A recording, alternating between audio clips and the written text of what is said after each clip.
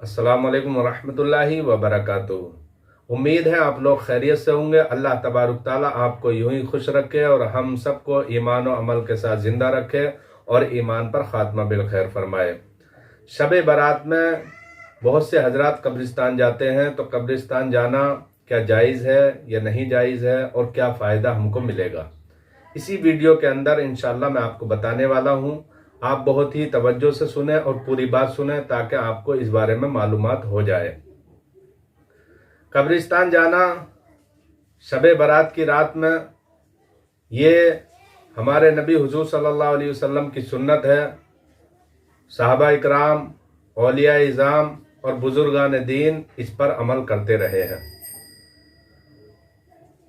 बहुत ही मशहूर हदीस पाक हज़रत आयशा सिद्दीक़ा रज़ी अल्लाह ताला अन्हा फरमाती हैं कि शबे बारात जब आई तो प्यारे मुस्तफ़ा सल्लल्लाहु ताला अलैहि वसल्लम इस रात के अंदर मेरे बिस्तर पर नहीं दिखे, तो मैं आपका पीछा करती हुई गई तो मैंने क्या देखा, प्यारे मुस्तफ़ा सल्लल्लाहु ताला अलैहि वसल्लम जन्नतुल बकी कब्रिस्तान के अंदर आप तशरीफ़ फरमा है और आपका चेहरे मुक़द्दस, आपकी नज़र मुबारक आसमान की तरफ है।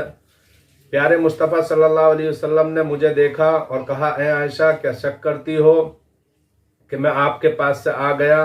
कहा, नहीं या रसूलल्लाह, मैंने सोचा कहीं ऐसा तो नहीं आज आप किसी दूसरी अज़वाज मुताहिरा के पास चले गए हों। तो प्यारे मुस्तफ़ा ने इरशाद फरमाया, ए आयशा, आज शाबानुल मुअज़्ज़म की 15वीं रात है जिसको शब बारात कहा जाता है।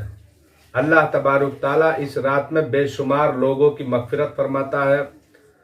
प्यारे मुस्तफ़ा सल्लल्लाहु अलैहि वसल्लम की इस हदीस पाक से हमको मालूम पड़ गया कि इस रात में कब्रिस्तान जाना प्यारे मुस्तफ़ा सल्लल्लाहु अलैहि वसल्लम की सुन्नत है और मरहुमीन के लिए इसाले सवाब करना यह हदीस पाक से साबित है। तो हम कब्रिस्तान जाएं तो फ़ायदा क्या होगा? 3 चीज़ें मैं आपको बताऊंगा जो आपके लिए फ़ायदेमंद होंगी।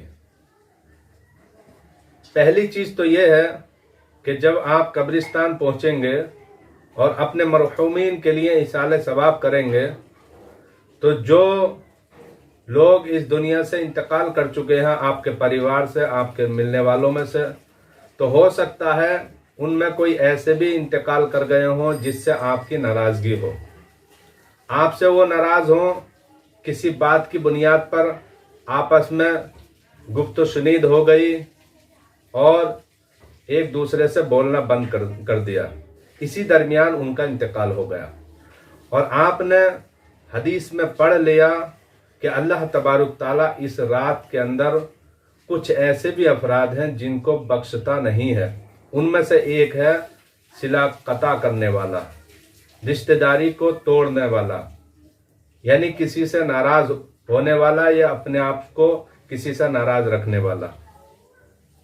तो ऐसा इंसान अगर इंतकाल किया है और आप जाएंगे और अपने उन मरहुमीन के लिए जब इसाले सवाब करेंगे, और मरहुमीन जब इंतकाल हो जाता है वो लोग सबको पहचानते हैं कौन हमारे पास आ रहा है, कौन हमारे लिए इसाले सवाब कर रहा है।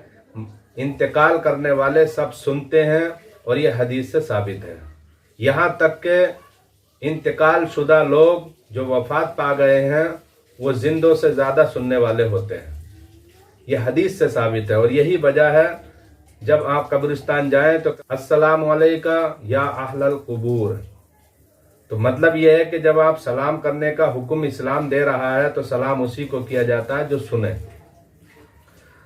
तो मुर्दे सुनते हैं, पहचानते हैं। जब आप इसाले सवाब करेंगे और वही इंसान जब उसको इसाले सवाब पहुंचेगा, सवाब मिल जाएगा, तो वो पहचान लेगा कि ये मेरे फला आदमी ने मेरे लिए ये सवाब भेजा है, तो वो खुश हो जाएगा। और जब खुश हो जाएगा तो ये जो आपने दुनिया के अंदर नाराज़गी थी, अब वो नाराज़गी ख़त्म हो जाएगी। तो आपके लिए फ़ायदा ये होगा कि आप उस फहरिस्त से हट जाएंगे जिस फहरिस्त में रब ने फरमाया मैं सिला कता करने वालों को माफ़ नहीं करूँगा शब बारात के अंदर। एक फ़ायदा तो ये है आपका।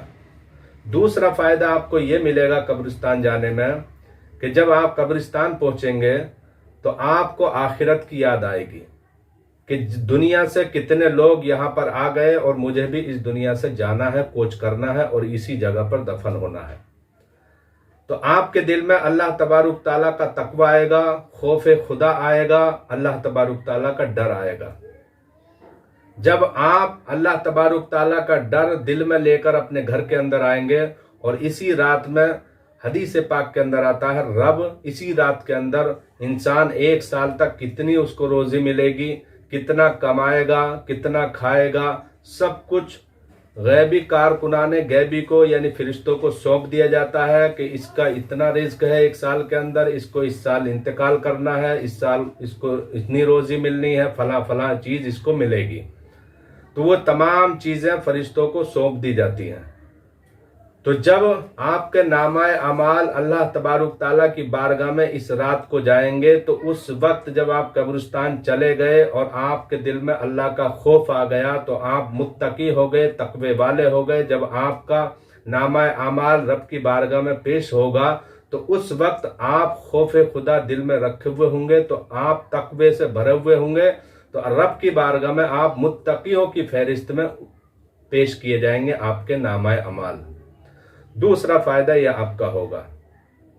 तीसरा फायदा कब्रिस्तान में जाने में आपको यह होगा कि जब हदीस पाक के अंदर आता है, जो इंसान कब्रिस्तान जाए और जाने के बाद 1 मरतबा सूरे फातिहा और 3 मरतबा सूरे इखलास यानी कुल हुवल्लाहु अहद और 1 मरतबा सूरे तकासुर, इन सूरतों को जब पढ़े और पढ़ने के बाद मरहुमीन के लिए इसाले सवाब कर दे, तो हदीस पाक के अंदर आता है उस कब्रिस्तान के जितने भी मुर्दे हैं वो कल मैदान महशर में इस बख्शने वाले के लिए, जिसने सूरे फातिहा को पढ़ा है, जिसने सूरे इखलास का विर्द किया है, सूरे तकासुर का विर्द किया है, इस शख्स के लिए क़यामत के दिन ये तमाम मुर्दे शफारिश की दुआ करेंगे रब की बारगाह में, उसके लिए शफात करेंगे।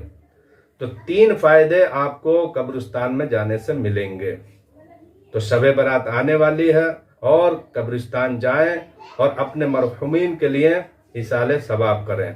लेकिन जाने का तरीका यही होना चाहिए कि जब आप अपने घर से जाएं तो इस तरीके से जाएं कि आसपास के जो मकान हैं, जिन गलियों से जिन रास्तों से गुजर रहे हैं, वहाँ उन रास्तों में किसी सोने वालों को कोई तकलीफ ना हो, मकान में रहने वालों को तकलीफ ना हो। आप बाइक से जाएं तो बहुत ही धीमे तरीके से बाइक लेकर जाएं, और अगर आप नौजवान अपने दोस्तों के साथ पैदल जाते हैं तो शोर शराबा ना करें, बल्कि संजीदगी से मतानत के साथ नजरें नीचे झुकाए हुए रब की बारगाह में जिक्र करते हुए, प्यारे मुस्तफ़ा पर दरूद पाक पढ़ते हुए आप कब्रिस्तान जाएं, और वहाँ पर बावजू होकर कब्रिस्तान के अंदर अपने मरहुमीन के लिए इसाले सवाब करें। और जो आपके मरहुमीन हैं, जिनके कब्र पर आप गए हैं, तो उनकी कब्र से आप जो है पैरों की तरफ खड़े होकर दुआ करें, सर की तरफ खड़े होकर दुआ ना करें, अदब के खिलाफ है। और तमाम मोमिनीन की मगफिरत के लिए आप दुआ करें जितना आपको याद है। आपको अगर सिर्फ बिस्मिल्लाह याद है तो बिस्मिल्लाह पढ़कर इसाले सवाब करें। जो सूरतें आपको याद है वो सूरतें पढ़कर आप इसाले सवाब करें। जितना कुरान शरीफ आपको पढ़ना आता है, इतना पढ़ने के बाद अपने मरहुमीन के लिए इसाले सवाब करें, पूरी उम्मत मुस्तफ़ा के लिए इसाले सवाब करें। तो इसमें आपका बेहतरीन फ़ायदा होगा। अगर आपको ये बात पसंद आई तो आप इस बात को अपने दोस्तों को भी शेयर करें, ताकि उनको भी ये मालूमात हो जाए। अस्सलामु अलैकुम वरहमतुल्लाहि वबरकातुहू।